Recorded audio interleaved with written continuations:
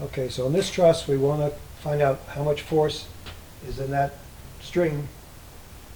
We replace all the wooden piece that normally would go there with string, and we have to make sure there's not too much force or it'll break.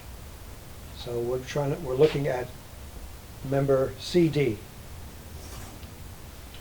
Now we could use the method of joints, starting with joint E and work our way over till we get the force in member CD.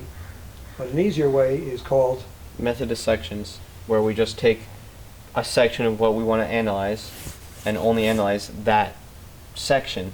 So we made our cut over here, and we're only going to look on the right side.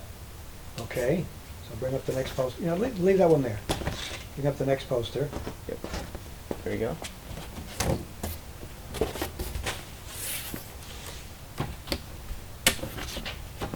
So that's the section we're working on. Yep, just only that section.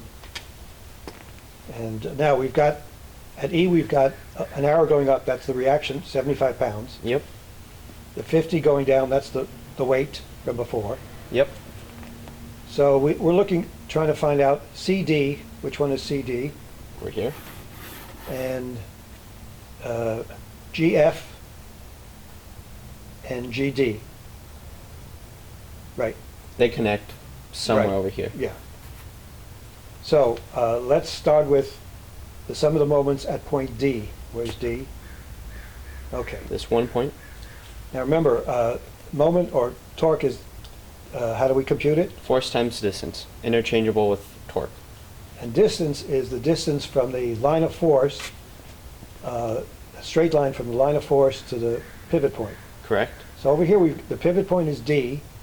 Let's look at just GF on top. Where's GF? Right over here, this So line. that line of force, the shortest distance from that line to the pivot point is, 18 inches. If There we this- go. Right here, 18 straight down. okay, so over here we've got GF times 18. Now the next one is, now what about GD? GD, that line of force goes straight through point D. So that distance is 0. Good. Because it goes straight through. And what about CD? Same thing for CD. That line of force goes through point D. Its distance is 0. Okay, so all we've got is GF. Now what about RE, the reaction at E? The reaction at E is 75 upwards. And the distance? The distance is 18 inches. Shortest distance from the line of force, straight upwards, Good. to point D is just 18. So that's what we got there. And both of those are counterclockwise. Correct? So GF times 18 and 75 times, they're both positive. So with a little algebra, what do we get? We get GF is equal to negative 75 pounds. And negative 75 means, So all the lines are pointed away, tension. When we get a negative value, what that means is that line is compression, the opposite. the opposite, correct? Okay, so what we're going to do is take that magic marker over there and make an arrow along GF going the other way. That's it. Perfect. Yep. Okay.